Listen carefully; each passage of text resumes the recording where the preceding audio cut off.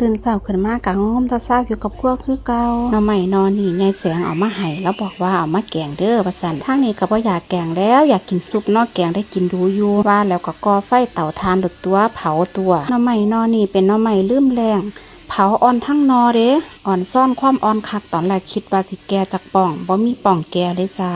เผาเสร็จก็สิเอามาล้างแล้วสิเอาไปเคี่ยนคิดว่าซุปหน่อไม้นี่ก็สิได้กินสวยพุ่นล่ะเพราะว่าแนวกินเช้านะตากับยายกินข้าวแต่เช้าเพิ่นก็กินแล้วก็สิเตรียมไว้กินสวยหาผักมาแกมหลาย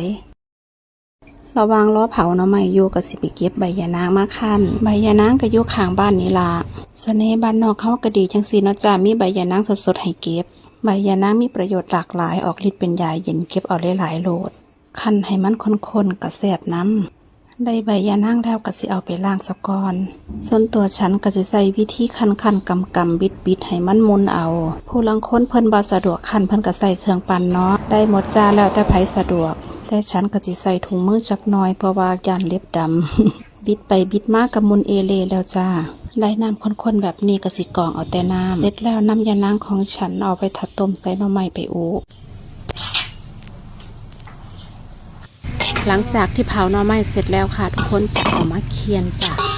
จะใส่อุปกรณ์ที่นี่ในครัวจ้ะคือซ่อมดีๆนั่นเองเอามาเคี่ยนสอยๆสรุปแล้วนอนี่อ่อนทั้งนอค่ะทุกคนตอนแรกฉันคิดว่านอใหญ่ๆคงจะป่องแกมั้งก็เลยสับท่อนออกตรงช่วงขอตอมันน่ะลองกัดเบิ่งมันนิ่มค่ะทุกคนสรุปนอนี่ที่ได้ปาดออกแค่ตรงช่วงหัวมันนอกหันกินได้หมดเลยส่วนป่องนี้ก็จะมาซับเอาพอมันสั่น